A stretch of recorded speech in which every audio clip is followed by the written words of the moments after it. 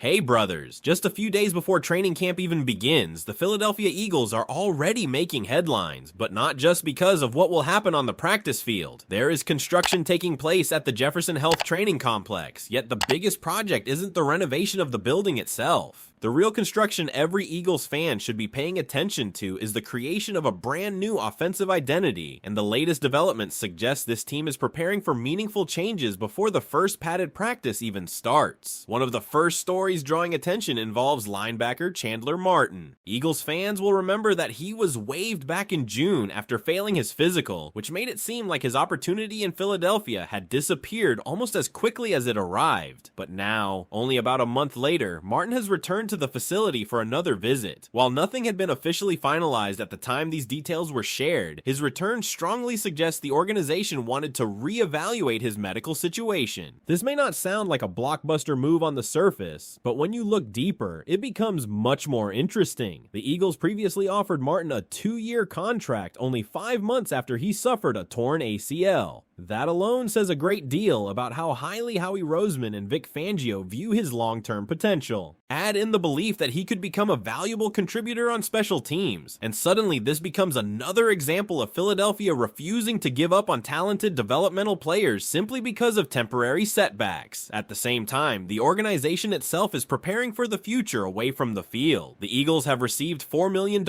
in state funding to help support the expansion of the Jefferson Health Training Complex. While that doesn't cover the entire project, it contributes toward a renovation budget worth approximately $15 million. The upgrades are significant. The plans include expanding both the locker room and the training room, building a cafeteria addition with a rooftop area, enlarging and renovating the existing cafeteria seating, modernizing the kitchen, and renovating both the locker rooms and the main entrances throughout the facility. These improvements are not simply cosmetic. The Eagles have more than doubled their number of full-time employees since the original NovaCare complex opened, growing from 138 employees to well over twice that figure today. On top of that, the Eagles Autism Foundation has expanded dramatically since its creation, increasing from just 1 staff member to 10. Perhaps the most encouraging part of this project is what it represents. Players had previously expressed concerns about the team's facilities. The locker room and practice environment received a D+ grade in the NFLPA survey during 2025, and although there was some improvement afterward, the overall grade remained a D. Rather than ignoring those concerns, ownership appears to be responding by investing directly into improving the daily environment for everyone inside the building. That sends an important message before a single snap of training camp has been played. While those developments continue off the field, another offseason conversation unexpectedly caught everyone's attention. Running back Tank Bigsby became the center of a surprisingly entertaining debate over something as simple as his age. Different sources listed conflicting information, with some showing him as 24 years old, while others listed him at 23. Tank himself settled the discussion by making it clear that he is currently 23 years old and will turn 24 on August 30th. That detail may seem minor, but it actually highlights something important. Despite already having 3 years of NFL experience, Bigsby is still remarkably young. In today's football landscape, where many college players stay longer because of NIL opportunities, it's becoming increasingly uncommon to see a player with that much professional experience while still being only 23 years old. For Philadelphia, that means there is still plenty of upside left to develop. And speaking of development, one area generating enormous excitement is the Eagles' running game under Sean Mannion's offensive system. Throughout the offseason, players and coaches have described the offense as a West Coast system influenced by coaches like Kyle Shanahan, Matt LaFleur, and Sean McVay. But one aspect appears to stand above everything else: the commitment to detail within the running game. The concepts emphasize every player doing his job perfectly, not just the offensive line. Wide receivers are expected to recognize pressure, adjust their responsibilities before the snap, and contribute as blockers throughout every run. It's an approach built around discipline, communication, and execution, rather than relying solely on athletic talent. Every assignment matters, every adjustment matters, every player becomes part of creating explosive rushing plays. That philosophy naturally raises attention toward the younger players learning the offense. One of those players is Eli Sturz. Some fans have already started questioning his place on the depth chart, but it's still incredibly early in the process. Training camp hasn't even begun. Looking strictly at snap counts before meaningful practices would be premature. More importantly, Sean Mannion specifically identified Sturz as someone who fits this offensive system well enough to become a second-round selection. That suggests the Eagles have a defined vision for how they want to develop him, even if that role doesn't become immediately obvious during the first few weeks. The organization also continues receiving encouraging reports about first-round rookie My Lemon. Former USC teammate Callan Bullock described Lemon as someone whose work ethic immediately stood out from the moment he arrived on campus. According to Bullock, Lemon consistently worked to improve every aspect of his game, while earning respect through his attitude and commitment. He even recalled a game where injuries forced Lemon to move from wide receiver to cornerback, demonstrating his willingness to help the team however necessary. Hearing those kinds of stories before a rookie even plays his first NFL snap gives Eagles fans another reason to be excited about what's coming. With so many storylines already developing before training camp officially opens, it feels like Philadelphia is entering one of its most fascinating off seasons in recent memory. The front office continues adjusting the roster. Ownership is investing heavily in the franchise's future. The coaching staff is installing a new offensive identity, and several young players are preparing for opportunities that could shape the season. Everything points toward a team determined to improve, despite already carrying enormous expectations. What do you think will have the biggest impact this season? The new offensive system, the development of the young players, or the continued roster moves by Howie Roseman? My Lemon is not the only receiver generating discussion as training camp approaches. The battle for the final spots on the wide receiver depth chart may quietly become one of the most competitive storylines of the summer. While some roster positions appear relatively secure, there are still important questions that will only be answered once practices begin. Every rep will matter because several young receivers are fighting to prove they belong in this offense. One player who appears to have positioned himself well is Dantavian Wicks. His route running has earned significant praise, particularly the way he releases off the line of scrimmage, creates separation at the top of his routes, and handles the football after the catch. Those traits have already drawn favorable comparisons regarding his style of play, and teammates have also spoken highly of how difficult he has been to defend during one-on-one drills. Based on everything surrounding the roster entering camp, he appears to have established himself as one of the strongest candidates to secure a place in the receiving rotation. Beyond that, however, the picture becomes much less predictable. There are still several players competing for what could be the 5th or possibly even 6th receiver position, depending on how many wideouts Philadelphia ultimately decides to keep. The competition remains completely open, and that uncertainty should make every preseason snap extremely meaningful. Another veteran drawing attention before camp is Devonta Smith. As he prepares for another season, he has continued working alongside fellow NFL receivers Hollywood Brown and Elijah Moore. Their offseason training sessions have attracted attention because of the high level of talent involved, and Nick Sirianni himself has spoken positively about the unique abilities both Brown and Moore possess. For Devonta, continuing to sharpen his game alongside accomplished receivers only reinforces the commitment that has made him one of the league's most reliable playmakers. Still, if the conversation shifts toward blocking in this evolving rushing attack, one name immediately stands apart: Johnny Wilson. His value extends far beyond simply catching passes. Within this offensive philosophy, receivers are expected to become active participants in the running game, and Wilson's size immediately gives him an advantage that very few receivers possess. Among the players competing for roster spots, his physicality as a blocker could become one of the biggest deciding factors. The Eagles are asking their receivers to do much more than simply run routes. They are expected to engage defenders, seal running lanes, and help create explosive rushing plays. Wilson already demonstrated encouraging momentum during the previous season, and if he continues making plays throughout training camp and the preseason while maintaining that physical blocking presence, he could force the coaching staff into a difficult decision when final roster cuts arrive. Meanwhile, Devonta Smith continues proving why he remains one of the NFL's most complete receivers. Questions occasionally surface about how he performs against aggressive press coverage, but the numbers highlighted in the source tell a very different story. His efficiency against press coverage ranked among the league's best, trailing only a handful of receivers while handling a significant workload. That reinforces what Eagles fans have watched for years. His route running, footwork, and ability to separate consistently allow him to beat physical coverage despite not fitting the traditional mold of a bigger receiver. As exciting as the weapons are, however, the national conversation inevitably circles back to one player, Jalen Hurts. No matter how much he wins, there always seems to be another debate about where he belongs among the NFL's quarterbacks. Despite criticism from outside voices, the players themselves continue showing tremendous respect for him. In the NFL Top 100, a ranking voted on by fellow players, Hurts was placed at number 56 overall, reflecting how those who compete against him every season evaluate his impact. The larger point is difficult to ignore. Since becoming Philadelphia's full-time starter in 2021, only Patrick Mahomes and Josh Allen have won more games than Jalen Hurts. He has also established himself among a remarkably small group of quarterbacks in NFL history by reaching 2 Super Bowls within his first 5 seasons. Those accomplishments speak louder than many of the weekly debates surrounding quarterback rankings. What makes Hurts unique is that he doesn't always fit the traditional expectations many analysts have for the position. His game combines leadership, mobility, decision-making, and the ability to produce winning football in different ways, depending on what each game requires. Some critics continue focusing on what they believe he lacks, instead of recognizing what consistently produces victories. That same discussion naturally extends to Nick Sirianni. The source presents an interesting argument that Eagles fans have probably considered themselves. If some critics claim Hurts is overrated, while also arguing Sirianni is an overrated head coach, then how does Philadelphia continue producing